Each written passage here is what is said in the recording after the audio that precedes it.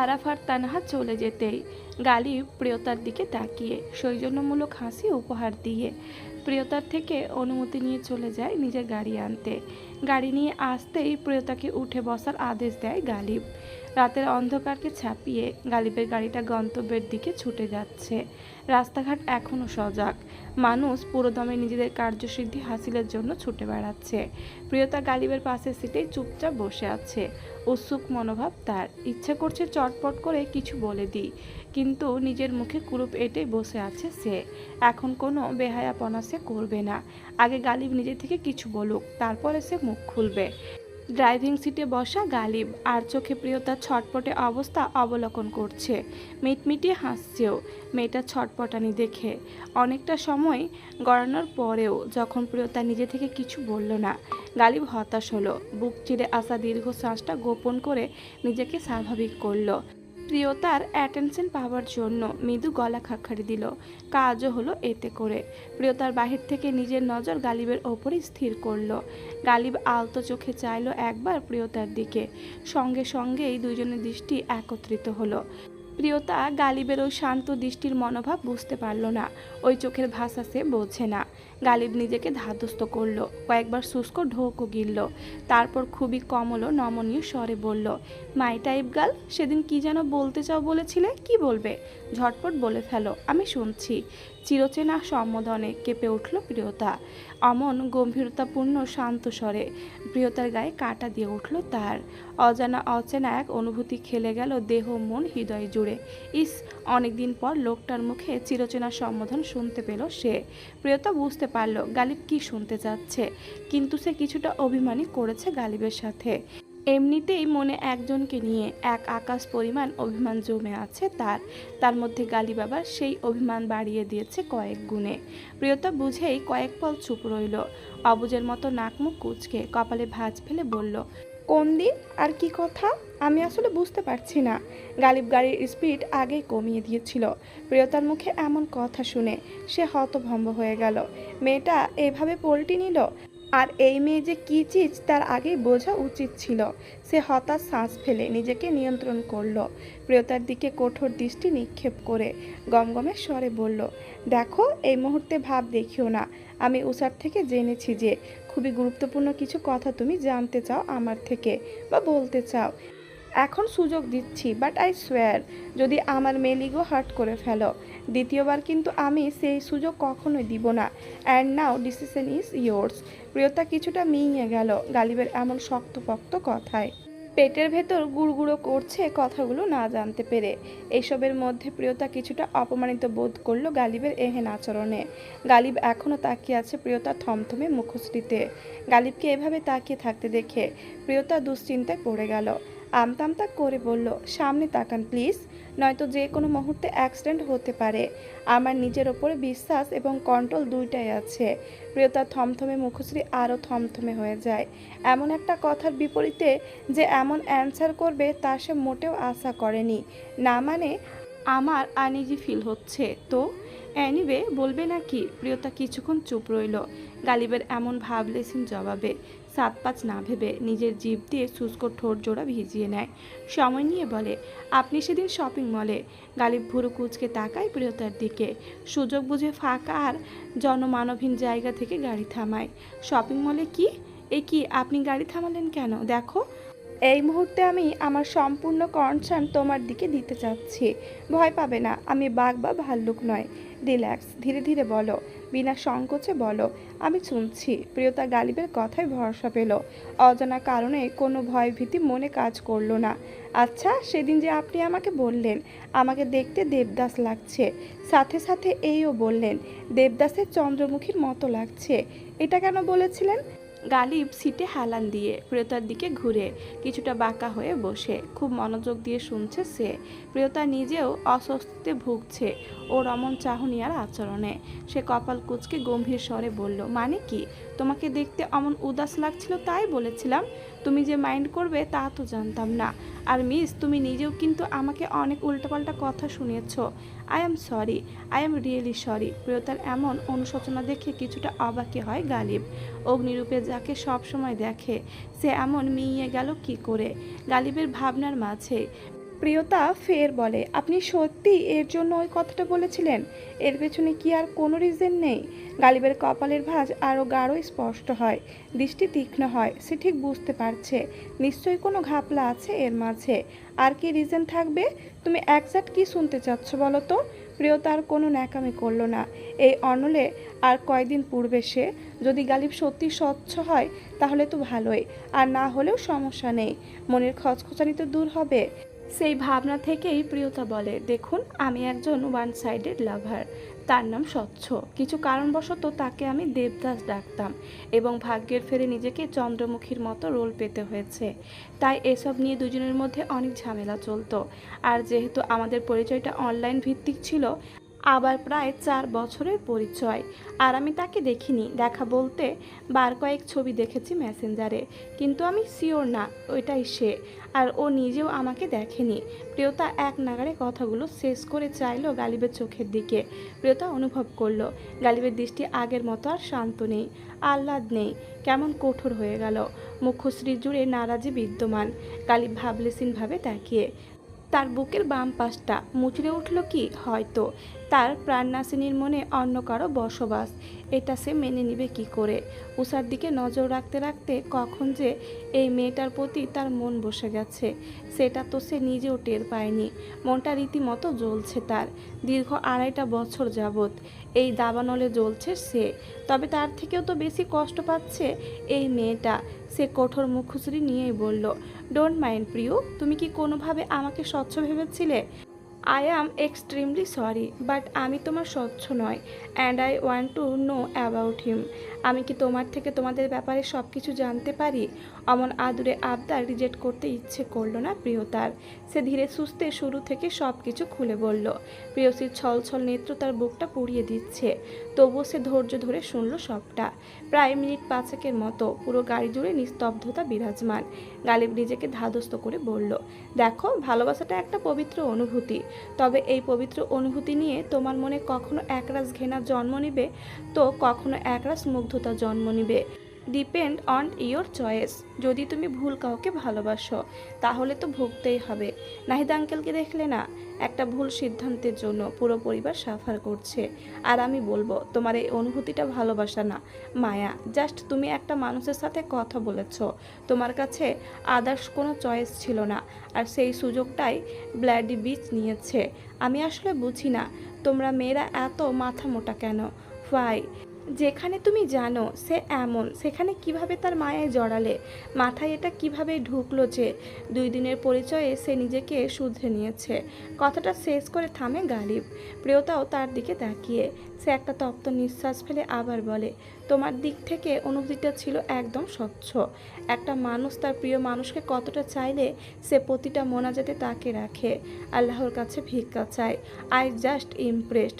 তুমি কোনো ভুল করনি। শুধু একটাবার নিজের বুদ্ধি খাটিয়ে ভাবো, যে মানুষটাকে তুমি মন প্রাণ দিয়ে চাইলে, আল্লাহর কাছে নফল এবাদত থেকে শুরু করে তাহাজ্জুদ পর্যন্ত যার নামে দোয়া করে গেলে, তাকে আল্লাহ তোমার জীবনে কবুল করেনি। কতটা হৃদয় বিদারক সেটা। যেখানে বলা হয়েছে ধনুকের তীর মিস হলেও তাহাজ্জুদ নামাজের দোয়া মিস হয় না, সেখানে তোমার এতদিনে যাতনা। কিন্তু দেখো, যাকে এত চেয়েও তুমি পেলে না, সেই মানুষটা কি আদৌ তোমার জন্য কল্যাণকর ছিল? দেখো, আমরা যখন আল্লাহর কাছে কিছু চাই তখন মনে হয় এই জিনিসটাই আমার জন্য বেস্ট, এটা না পেলে আমি মরে যাব, এটাই আমার জন্য উত্তম। আমরা ভুলে বসি যে ওপরে একজন আছেন যিনি সব দেখেন, শুনেন এবং নির্ধারণও করেন। আমাদের ভাবনাটা হয়তো ভুল। যখন সেই জিনিসটা এত চেয়েও পায় না, তখন আমাদের রবের প্রতি অসন্তুষ্টি সৃষ্টি হয়, রাগ জন্মে। কি অদ্ভুত! রবের 2 কাঠি ওপরে চলতে চায়। একবার ভাবি না, ওই উত্তম পরিকল্পনাকারী হয়তো জানেন আমি যেটাকে আমার জন্য মঙ্গলজনক ভাবছি সেটা হয়তো আমার জন্য সবচেয়ে বিপজ্জনক। শুকরিয়া আদায় করো, ওই ব্যক্তির মধ্যে তোমার জন্য যদি কোনো মঙ্গল থাকতো তাহলে সে আপনা আপনি তোমার রিজিকে চলে আসতো, এত পরিশ্রম করা লাগতো না। ওই ব্যক্তির মধ্যে মঙ্গল নেই বলেই আল্লাহ তাকে তোমার জীবন থেকে সরিয়ে নিয়েছেন।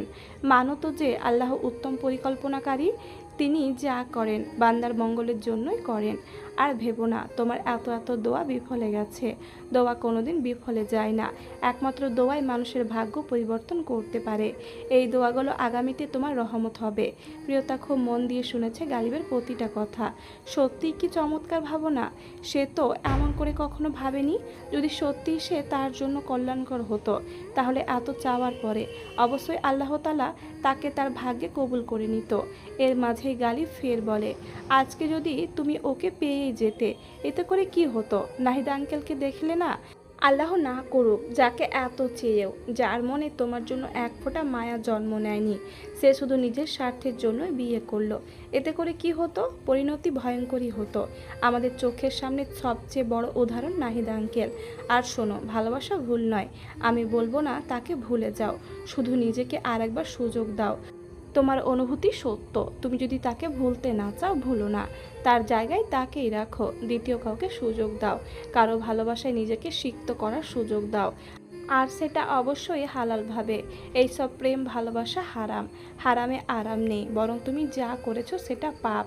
যেভাবে তাকে চেয়েছো, এটা এক ধরনের জিনাই। জিনা না করেও জিনার শাস্তি পেতে হবে তোমাকে। অনেক বলে ফেললাম, আর কিছু বলতে চাইছি না। আমি বিশ্বাস করি তুমি একটা বুদ্ধিমতী মেয়ে। প্রিয়তা মুগ্ধ হয়ে শুনল গালিবের কথা। প্রত্যেকটা কথায় যুক্তি আছে এবং বাস্তব। প্রিয়তার মনে হলো তার বুকের উপর থেকে ভারী কিছু একটা নাই হয়ে গেছে। কেমন হালকা হালকা লাগছে তার। আচমকাই গালিবের সঙ্গ তার ভালো লাগছে। গালিবার ডানে বামে তাকালো না, প্রিয়তার দিকেও তাকালো না। অভিমান জমেছে, এক আকাশ পরিমাণ অভিমান। এই অভিমান মিটবে না আদৌ। যাকে সে মন প্রাণ দিয়ে চায়, সে কিনা অন্য কাউকে ভালোবাসে চায়, এই ব্যথা কেমন করে সইবে সে? সে তো ভেবেছিল ইন্টারটা শেষ হলেই বাড়িতে বিয়ের প্রস্তাব দিবে। আর সে জানে তাকে ফিরিয়ে দেওয়ার মতো কোনো খারাপ গুণ তার মধ্যে নেই। গালিবের বাবা মাও প্রিয়তাকে বেশ পছন্দ করেন, জানেন ওনারা ছেলের মনের কথা। রাত তখন 3:30টার কাছাকাছি। 3 দিন প্রায় হয়ে গেল, সাগরের জ্ঞান এখনও ফেরেনি। ডক্টর জানিয়েছে গুলি লাগায় এতটাও সমস্যা হয়নি, শুধু রক্তক্ষরণ হয়েছে প্রচুর পরিমাণে, আর রক্তও ডোনেট করা হয়েছে। পূর্বে মাথায় আঘাত থাকার দরুন এইবারের আঘাতটা বিপাকে ফেলতে পারে। মস্তিষ্কে এখনও রক্ত জমাট বাঁধেনি, তবে বাঁধতে কতক্ষণ। হসপিটালে বর্তমানে নেহাল, গালিব, আরাফ, রাফিদ আর উষা আছে। লিপি বেগম এতদিন হসপিটালেই ছিলেন। ছেলের আহাজারিতে তিনি অসুস্থ হয়ে গেছে, তাই সিজান ভূঁইয়া তাকে নিয়ে বাসায় ফিরেছেন সন্ধ্যায়। নাবিল ভূঁইয়া রাত 1টার দিকে বাসায় ফিরেছেন মারিয়া জামানকে সঙ্গে নিয়ে। বাসায় সেফটির জন্য সাদাবকে পাঠানো হয়েছে। বেচারা এতদিন ধরে হসপিটালেই ছিল। একটা ভিআইপি স্যুট ওনারা বুক করেছেন, পাশাপাশি আরও একটা কেবিন নিয়েছেন। যেহেতু পরিবারের সবাই এখানে ঘামটি মেরেছে, উষা একা ঘুমাতে পারে না, তাই জেগে আছে। আবার হসপিটাল, যদিও পাশের বেডে আরাফ শুয়েছে, তবুও ভয় কমছে না।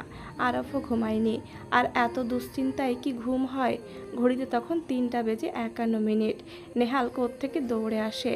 দরজায় ক্রমাগত করাঘাত আর হাঁক দিচ্ছে। অস্থিরতা বিদ্যমান তার গলার স্বরে।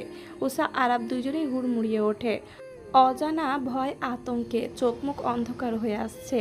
দরজা খুলতেই কোনো মতে হাঁপাতে হাঁপাতে বলে, সাগরের জ্ঞান ফিরেছে। এই মাত্রই জ্ঞান ফিরল তার। একটা নার্স এসে খবর দিয়ে গেল, এখন ভেতরে ডক্টর আছেন, চেক আপ করছেন, শিগগিরই কেবিনে শিফট করবে বলেছে। দ্রুত চল উসি, তুইও চল। আরাপ উষা দুইজনে একসাথে আলহামদুলিল্লাহ বলে ওঠে। উষা জানায়, ভাইজান তোমরা যাও, আমার উজু আছে, আমি জাস্ট শুকরিয়া নামাজটা আদায় করে আসছি। খুশিতে তার চোখে জল। আরাপ, নেহাল তাদের নিজেদের চোখও ভেজা। ভূঁইয়া বাড়িতে সাগরের জ্ঞান ফেরার কথা জানানো হয়েছে। সকলেই সাথে সাথে রওনা দিয়েছেন হাসপাতালের উদ্দেশ্যে। উষা, নেহাল, গালিব, আরাফ, রাফিদ আইসিইউ এর বাইরে পায়চারি করছে। ডক্টর বেরোলেই সাগরের অবস্থা জানা যাবে। মিনিট পেরোতেই ডক্টর বেরিয়ে আসেন। তিনি হাসি মুখে জানান, আলহামদুলিল্লাহ, রোগীর জ্ঞান ফিরেছে। সত্যি এটা আমাদের অনেক বড় একটা অর্জন, আর আল্লাহর রহমত ছিল বলেই তিনি বিপদমুক্ত। তবে মাথায় যেহেতু জখম ছিল, আমরা তাকে আরও কিছুদিন নিবিড়ভাবে পর্যবেক্ষণে রাখব। এই ধরনের চোটে সাধারণত মস্তিষ্কে ফোলাভাব বা ব্লিডিং দেরিতে ধরা পড়ে, তাই আমরা আরও 4 থেকে 6 দিন পর্যবেক্ষণে রাখব। আর রোগীর শরীর এখনও দুর্বল, রোগী এখন স্টেবল, তবে সম্পূর্ণ সেরে উঠতে সময় লাগবে অনেক। ডাক্তারের কথা শুনে সকলেই শুকরিয়া আদায় করে। এখনও কাউকে ভেতরে যেতে দিচ্ছে না, কেবিনে শিগগিরই দিবে জানায়। ঘড়ির কাঁটায় সকাল 7টা। সাগর বেডে চুপচাপ শুয়ে আছে। তার এসব বিরক্ত লাগছে। এখনও পরিবারের কারোর সাথে দেখা হলো না, ওই সুশ্রী মুখখানা দেখা হলো না। করিডোরে সাগরের সকল আপনজন উপস্থিত। ছেলের সাথে দেখা করার আক্ষেপ নিয়ে বসে আছেন তারা। এই মুহূর্তে যেসব ডক্টরগণ সাগরের সার্জারি করেছেন ওনারা আছেন। সিজন ভূঁইয়া আর লিপি বেগমকে সান্ত্বনা দিয়ে প্রবেশ করেন ভেতরে। অনেকটা সময় পরে ভেতর থেকে বেরিয়ে আসেন ডাক্তাররা। ওনাদেরকে বেরোতে দেখে সিজন ভূঁইয়া আর নাবিল ভূঁইয়া এগিয়ে গেলেন। সিজন ভূঁইয়া উদ্বিগ্ন হয়ে জানতে চাইলেন, আমার ছেলে এখন কেমন আছে? ডাক্তার মলান মুখে হেসে জানায়, আপনারা যার জন্য এতটা সময় অপেক্ষা করছিলেন তার জ্ঞান ফিরেছে। আমরা এখন নিশ্চিত বলতে পারি রোগী স্টেবল, তবে এখনও অনেক সতর্কতা দরকার। আলিফ ভাবাক্রান্ত হৃদয় নিয়ে জানতে চায়, ডক্টর ওর মাথায় তো আঘাত ছিল, মানে ও ঠিক থাকবে তো? এটার আবার ভবিষ্যতে প্রভাব পড়বে না তো? আলিফের প্রশ্নে মৃদু হাসেন তিনি। মাথার আঘাত বড় ছিল, কিন্তু সৌভাগ্যক্রমে ভেতরে রক্তক্ষরণ হয়নি। যেটুকু কনস্কাশন হয়েছে সেটা এখন পর্যবেক্ষণে আছে। আরও 4 থেকে 5 বা 6 দিন আমরা কঠোর নজরদারিতে রাখব, তারপর অবস্থা বুঝে সিদ্ধান্ত নিব। তবে আপাতত আশঙ্কাজনক নয়। নাবিল ভূঁইয়া জানতে চান, স্যার গুলির জায়গাগুলো? বুলেট দুটো তো দেহ ভেদ করে বেরিয়ে গিয়েছিল, একটা বাহুতে আর একটা বুকের ওপরের অংশে লেগেছিল। ভেতরের টিস্যুতে ক্ষত ছিল, সেগুলো আমরা ক্লিন করেছি, সেলাই দেওয়া হয়েছে, কিন্তু শরীর এখনও দুর্বল। সাধারণ অবস্থায় ধীরে ধীরে ফিরবে। গালিব সব শুনে স্বস্তির নিঃশ্বাস ফেলে, চোখ নামিয়ে ফিসফিস করে বলে, এতটা যদি ও নিজে সয়ে নিতে পারে, তবে এখন থেকে আমরা আর 1 সেকেন্ডও ওর পাশ থেকে নড়ছি না। সবাই মিলে সুস্থ করে তুলব। ডক্টর গালিবের সম্পূর্ণ কথাই শুনতে পান। তিনি মৃদু হেসে বলে, ভালোবাসাই তো ওর সবচেয়ে বড় ওষুধ এখন। তবে শব্দ, আলো, উত্তেজনা সবই সীমিত রাখতে হবে, বেশি ভিজিটর নয়। ওর শান্তি, ওর সুস্থতার চাবিকাঠি, বুঝলে ইয়াং ম্যান? গালিব মুচকি হেসে মাথা দোলায়। সকলের চোখে মুখে এখন স্তব্ধতা আর চাপা খুশির রেখা। সকলের চোখে মুখে একরাশ কৃতজ্ঞতা। সকাল 11:30টার দিকে সাগরকে কেবিনে শিফট করা হয়েছে। আসলে তার ওপর দিয়ে এত ঝড় গেল। 3 দিন আনকনসাস ছিল, তবুও ওকে দেখে বোঝার সাধ্য নেই ছেলেটা এত কিছু সহ্য করেছে। কেমন শক্ত মুখশ্রীতে বসে আছে। লিপি বেগম সেই যে ফ্যাচ ফ্যাচ করে কাঁদছে, থামার নাম নেই। কখনো কাঁদছে তো কখনো ছেলের সারা মুখশ্রী আদরে ভরিয়ে দিচ্ছে। সিজন ভূঁইয়া পাশেই চেয়ারে বসা, এক হাত দিয়ে সাগরের হাত আঁকড়ে ধরে বসে আছেন তিনি। সাগর এবার বিরক্ত হয়েই বলে, আহ মা, আর কত কাঁদবে বলো তো? দেখো আমি মরে যাইনি তো, এখনো বেঁচে আছি। আই ফিট অ্যান্ড ফাইন একদম। লিপি বেগম ছেলের মুখে হাত দিয়ে ফুপিয়ে কেঁদে উঠলেন। ও বাপ, এমন কথা বলিস না। আমার কলিজার টুকরা তুই, তোর কিছু হয়ে গেলে আমার কি হবে? তাহলে কান্না থামাও বাবা, বলো তো চুপ থাকতে। সিজন ভূঁইয়া স্ত্রীকে ধমক দিতে গিয়েও পারলেন না। পারলে নিজেও তো স্ত্রীর মতো এভাবে কেঁদে মনটা হালকা করতে চাইতেন, কিন্তু পারছেন না। একে একে সবাই সাগরের সাথে দেখা করলো। রাফি দেশের ভাইকে জড়িয়ে ধরে কাঁদলো কতক্ষণ, মাপও চেয়ে নিল। যদিও এত বেশি সময় দেওয়া হয়নি, খুব কম সময়ে ওনারা সাগরকে দেখতে পেরেছেন। সাগর বেডে হেলান দিয়ে শুয়ে আছে, চোখ দুটি বুজে রাখা। জ্ঞান ফিরেছে 19 থেকে 20 মিনিট হবে। তবে যাকে দেখার জন্য মন মস্তিষ্ক 2 চোখ রীতিমতো আন্দোলন করছে, তার দেখাই পেল না সে। একটাবার ওই সুশ্রী মুখখানা দেখলে হয়তো সে ভালো হয়ে যেত, এমনটাই তার ধারণা। তার কেন জানি মনে হচ্ছে একবার উষাকে দেখলে সে সুস্থ হয়ে যাবে। সারা শরীরে অসহ্য যন্ত্রণা হচ্ছে, ব্যথা কমছেই না। তবে সেই ব্যথা সাগরকে কাবু করতে পারছে না। আসল ব্যথা তো মনে, হৃদয়ে যে রক্তক্ষরণ হচ্ছে। অদ্ভুত যে যন্ত্রণা হচ্ছে, তার ওষুধ তো একটাই। রাতও গভীর হয়েছে। মাকে খুব কষ্টে বাড়ি পাঠিয়েছে সে। সে জানে বাবা, চাচু, আরাফ, নেহাল, রাশিদ, গালিব, উষা সকলেই হসপিটালে আছে। কথা অনুযায়ী উষার এই কেবিনেই থাকার কথা। এত রাত হচ্ছে, মেয়েটা কেন আসছে না? রাগ যেন তরতর করে বাড়তে লাগলো ওর। ওষুধের প্রভাবে ঘুমও আসছে প্রচুর। এক প্রকার টেনে হিঁচড়ে চোখ দুটি খুলে রেখেছে সে। গালিব, নেহাল, আরাফ, রাফিদ সবাই উষাকে সারাদিন বুঝিয়েছে উষার কোনো দোষ নেই এইসবে। দোষ সাগরের। সে তো শুধু দূরে দূরে রেখেছে। এতে উষার কি দোষ? সে কেন শুধু শুধু নিজেকে দোষারোপ করছে? উষা এসব ভাবছে না। সে ভাবছে গাড়িতে সে কিভাবে সাগর ভাইয়ের মুখের ওপরে বলেছিল, আপনি মরে গেলেই বা কি, আল্লাহ না করুক যদি খারাপ কিছু হয়ে যেত, উষা বাঁচবে কেমন করে? সাগর ভাইকে পাওয়ার তীব্র আকাঙ্ক্ষা নিয়েই তো বেঁচে আছে সে। সেই সাগরের মতো গভীর সে চোখ জোড়ায় কিভাবে নিজের দৃষ্টি মিলাবে সে? আদৌ পারবে? সাগর ভাইকে একাও রাখা যাবে না। অনেক বোঝানোর পরে গালিব উষাকে সাগরের কেবিনে দিয়ে গেল। দরজা খোলার শব্দ পেয়ে ও সাগর চোখ খুলল না, মটকা মেরে পড়ে রইল। সে জানে এখন কে এসেছে। প্রিয়তমা স্ত্রীর আর্তনাদ শুনতে চায় সে। উষা সাগরের কাছে এসে বসলো পাশেই। একদম সাগরের উরুর জায়গাটুকু উষার কোমর ছুঁয়ে আছে। সাগরের হাঁসফাঁস লাগছে, বড় তৃষ্ণার্ত লাগছে। কতদিন ওই মুখটার দর্শন হয় না। ইচ্ছে করছে চোখ খুলে তাকাতে, কান্নারত উষাকে দেখতে। সাগরের ডান হাতটি উষা নিজের হাতের আঁচলে নিয়েই সে কি কান্নায় মজল। যতবার তাকায় তার সাগর ভাইয়ের মুখের দিকে, ঠিক ততবারই বুকটা মোচড় দিয়ে ওঠে। ঠোঁট ভেঙে কান্না আসে, চোখের জল অবাধ্য হয়ে যায়। আর উষাও তাদেরকে বাধ্য করতে চায় না। বেশ কিছুক্ষণ পেরিয়ে যাবার পরেও যখন উষার কান্না থামছে না, এক প্রকার বিরক্ত হয়ে চোখ খুলল সাগর। কপালে বিরক্তিকর ভাঁজ পড়েছে, কিন্তু সেটা সাদা ব্যান্ডেজের আড়াল হয়ে আছে। সে রাজভারী স্বরে বলল, princess Diana, princess of Wales, আপনার দেখা মিলল তাহলে? তুই তো খুশি হতে পারলি না রে? হঠাৎ করে সাগরের অমন রাজভারী স্বরে উষা ভয় পেয়ে গেল। তার চেয়ে বেশি অবাক হলো এমন নামে ডাকায়। কোথায় ভেবেছিল সাগর ভাইয়ের সমুদ্রের ন্যায় সেই গভীর স্বরে বলা সুইটবি সম্বোধন শুনবে? আর কি বলে ডাকলো তাকে? হ্যাঁ, সে তো ভেবেছিল যে ওষুধ খেয়ে ঘুমে কাদা হয়ে আছে তার সাগর ভাই, কিন্তু কাহিনী তো ভিন্ন দেখছে। আবার কি বলল? উষা খুশি হয়নি। কেন খুশি হবে? খুশি হবার মতো কি কিছু হয়েছে? উষা মাথা তুললেও সাগরের চোখের দিকে তাকায়নি। কোনো মতে নাক পর্যন্ত নজর দিতে পেরেছে, তবে সঙ্গে সঙ্গেই মাথা নিচু করে নিয়েছে। সেভাবে থেকেই মিনমিন করে বলল, খুশি হব কেন? খুশি হওয়ার মতো কি কিছু হয়েছে? বারে, তুই তো চাইছিলি আমি যেন মরে যাই। উষার ভিতরটা কেঁপে উঠল। সে এসব মরে গেলেও কখনো ভাবে না এতটা স্বার্থপর সে না। সাগর ভাই কিভাবে এমন ভাবলেন? এদিকে উষার এমন ভঙ্গুর অবস্থা দেখে ঠোঁট কামড়ে হাসে সে। একদম দুষ্টুমি হাসে, চোখের কোণে দুষ্টুমি রেখা। উষা চোখ তুলে তাকালে হয়তো নির্লজ্জ সাগর ভাইয়ের কীর্তিকলাপ দেখতে পেত। একদম আচমকায় উষা হাওমাও করে কেঁদে ওঠে, নিজেকে নিরাপদ স্থানে আশ্রয় দিতে মাথা গুজে সাগরের বুকে। অতি সন্তর্পণে, খুব সাবধানে, যেন ব্যথা না পায়, শক্ত করে জড়িয়ে ধরে, কান্নার বেগ বাড়িয়ে দেয়। সাগর আচমকা এমন কাণ্ডে বিস্ময়ে হতবাক। পরপর ঠোঁটের কোণে ভিড় জমায় পৃথিবীর জয়ের হাসি। আলগোছে ডান হাত বাড়িয়ে নিজের মধ্যে আটকে রাখে উষাকে। সাগরের সম্মোহন পেয়ে কান্নার জোর বেড়ে যায়, ভাঙা ভাঙা গলায় আওড়ায়, এমন কথা বলবেন না সাগর ভাই। আমি রবের কাছে শতবার নিজের মৃত্যু কামনা করব, তার বিনিময়ে শুধু আপনার সুস্থতাই চাইব। সাগরের হৃদয়টা কেঁপে উঠল বুঝি। এত শক্ত কথা! এই কথার গভীরতা বোঝার ক্ষমতা সাগরের আছে। শুধু একটা বাক্যই কেমন সাগরের ভেতরটা নড়বড়ে করে দিল। হৃদযন্ত্র তার স্থিরতা হারালো, কম্পনের মাত্রা বাড়ল বুঝি, শ্বাস আটকে আসছে তার।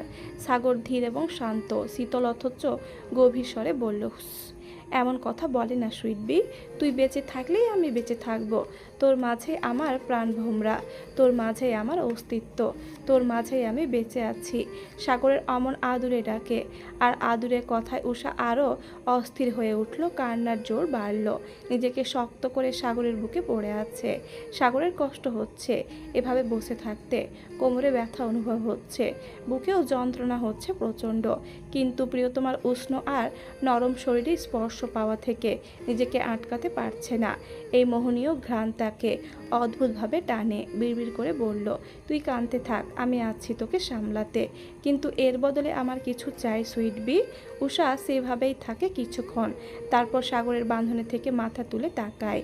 দুজনের দৃষ্টি এক হতেই নাক টেনে জানতে চায় উষা কি চান। সাগর দুষ্টু হেসে বলে, আমার সুইট বিট থেকে আদর চাই যে।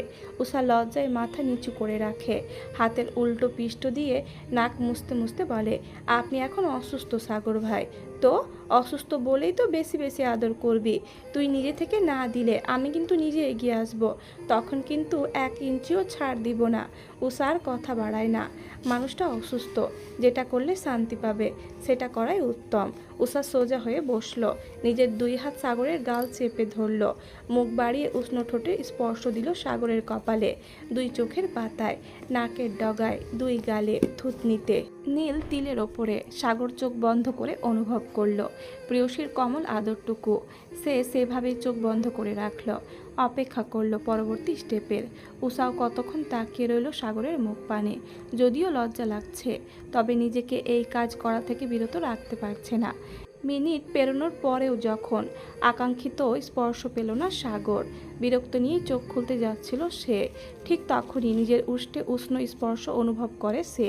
বেচারা ঠিকঠাক মতো বুঝতেও পারল না, অনুভবও করতে পারল না।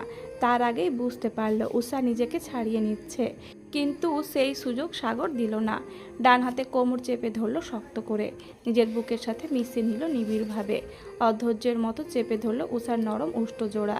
বিস্ময়ে হতভম্ব উষা, অসুস্থ শরীরটা নিয়েও এত জোর দেখাতে হবে। উষা নিজেকে ছাড়িয়ে নিতে চাইল, কিন্তু সাগর ছাড়ল না। উষার নড়চড় তার আদরে ব্যাঘাত ঘটাচ্ছে। সে বিরক্ত হয়ে নিজেই উষাকে ছেড়ে দিল, চোখ মুখে রাগ ফুটিয়ে হিসিয়ে বলল, আমি আদর করার সময় এভাবে ডিস্টার্ব করবি না, দেখছিস না অসুস্থ, তাও কেন এমন করছিস? আরেকবার এমন করলে কিন্তু ভালো হবে না বলে দিলাম। নিজের কথা শেষ করে উষাকে আর কিছু বলার সুযোগ দিল না সাগর। আবারও আঁকড়ে ধরল প্রেয়সীর অধৈর্যরা। হতভম্ব উষা বুঝলই না এইমাত্র তার সাথে কি হলো। ঠিকঠাক মতো শ্বাসটাও নিতে দিল না তাকে। অসুস্থ অবস্থায় মানুষ এতটা উন্মাদ কী করে হয়, সেটা সাগর ভাইকে না দেখলে হয়তো বুঝতে পারতো না উষা।